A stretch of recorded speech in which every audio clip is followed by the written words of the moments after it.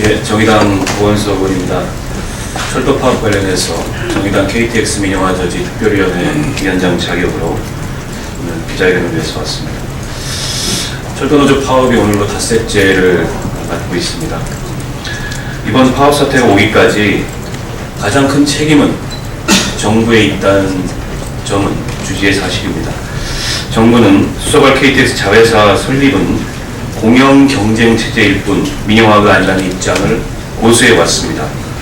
그러나 저와 정의당 그리고 다른 야당과 시민사회에서는 정부의 그와 같은 계획은 모회사와 자회사의 동반 부실과 동반 비효율을 초래할 수밖에 없는 계획이며 자회사 설립이라는 우회 방법을 통해 수서 평택 구간 철도 운행의 지역 결정권을 갖는 주식회사를 만들기 위한 민영화 계획이라는 점을 줄곧 지적해왔습니다.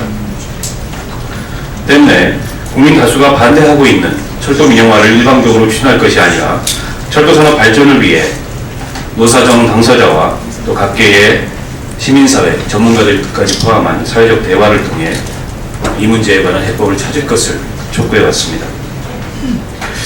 그러나 야당과 시민사회, 또 각계 전문가들의 그런 의견은 일관되게 묵살됐습니다. 급기야 정부는 지난 10일 철도공사 이사회를 밀실에서 강행해 자회사 설립을 의결했습니다. 이 과정에서 이미 임기가 10개월이 지난 이사 자격을 상실한 사람들까지 동원해 이사회를 개최하는 것은 이사회 의결의 효력이 의심되는 명백한 절차상의 하자입니다. 뿐만 아니라 매년 철도공사에 1,500억 원에 가까운 순손실을 발생시킬 자회사 설립을 철도공사의 이사들이 결정한 것 또한 상법상의 업무상 배임 행위일 가능성이 매우 높습니다. 그런 점에서 정부와 철도공사의 자회사 설립은 내용상의 정당성에 결함이 있을 뿐만 아니라 절차상에도 심각한 흠결을 갖고 있습니다.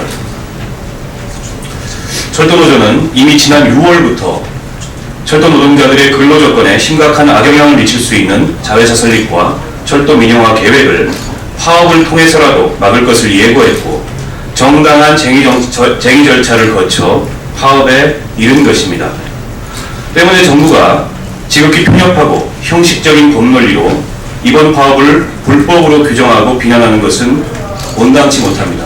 그 이전에 이번 파업의 원인 제공 그리고 사태 악화의 가장 큰 책임이 정부 스스로에게 있다는 점을 직시하고 지금이라도 책임 있는 사태 해결에 나서야 할 것입니다. 정부는 이미 파업 첫날 4,300명, 둘째 날 1,500여 명, 그리고 셋째 날 800여 명 등 총 7,608명의 철도 노동자를 직위에 해제하는 징계를 내렸습니다. 2009년 철도노조 파업 당시 884명이 직위해제 처분을 받았던 것과 비교한다면 무려 9배나 되는 수치입니다. 그러나 이런 강경책에도 불구하고 여론은 철도노조의 파업을 지지의 눈길로 바라보고 있으며 자회사 설립으로 나타난 민영화 정책이 잘못됐다는 점을 여전히 지적하고 있습니다. 노동조합을 힘으로 굴복시키겠다는 대량 징계나 고소 고발 등의 강경책은 이번 사태 해결에 결코 도움이 되지 않습니다. 뿐만 아니라 향후에 노정관계, 노사관계를 고려할 때도 현명하지 못한 해결책입니다. 이제 노정관계, 노사관계를 파탄으로 몰아가는 이런 강경 일변도의 대응을 내려놓고 실질적인 문제 해결을 위해 정부가 나설 것을 촉구합니다. 가장 우선되어야 할 것은 대화를 통한 문제 해결입니다. 그와 같은 원칙에서 저와 정의당은 다음의 몇 가지 사항을 정부와 정치권 그리고 철도 노사에 공의 제안드립니다. 첫째, 가칭 철도산업발전특별위원회를 국회에 구성할 것을 제안합니다. 이 특위에서는 비단 수서발 KTX 운영 주체 문제뿐 아니라 철도공사의 부채 해결 및 경영구조 개선 방안, 철도산업의 미래 발전 방안 등 보다 근본적인 문제들까지 깊이 있는 토론과 협의가 가능할 것입니다. 이를 통해 국가기관 산업이자 국민의 교통수단 그리고 우리 산업의 수송수단인 철도의 미래를 정부와 정치권, 노사 그리고 시민사회가 함께 참여해 결정할 것을 제안합니다. 두 번째로 국회 특위 구성 이전이라도 국토교통위원회에 소위원회를 만들어 시급한 쟁점인 수서발 KTX 운영주체 문제를 시간을 갖고 깊이 있게 검토하고 논의할 것을 제안드립니다. 지난 국토교통위 상임위 과정에서 이 문제가 다루어지지 않은 것은 아니지만 그 논의가 결코 충분했다고 보기는 어렵습니다. 앞서 제안했던 국회 특위 구성까지는 상당한 국회 내 논의와 합의가 필요한 만큼 우선은 국토교통위 산하 소위원회를 구성해 시급한 쟁점을 다룰 것을 제안합니다.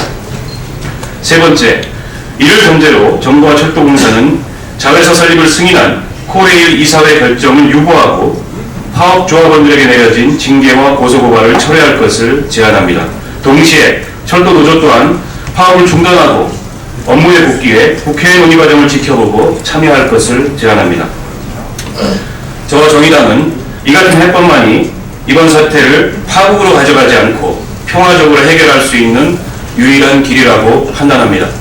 정부와 정치권 노사 모두 대승적인 자세로 이를 수용해 주실 것을 호소드립니다. 철도의 미래에 일방통행만 있어서는 안 됩니다. 끊어진 남북의 철도를 다시 잇고 장차 유라시아 대륙으로 뻗어나갈 114년 역사의 민족의 철도, 국민의 철도의 미래는 어느 일방에 의해서 결정될 문제가 아닙니다. 다양한 목소리를 듣고 함께 머리를 맞대 지혜를 강구할 때만이 더 많은 국민의 동의를 기반으로 정책이 만들어지고 실현될 수 있습니다. 정부도 민영화 논란이 일방적인 선언이 아니라 함께 논의하는 과정을 통해서만 불식될 수 있다는 점을 깨닫고 성실한 대화에 앞장서 주실 것을 다시 한번 촉구합니다. 네, 마치겠습니다.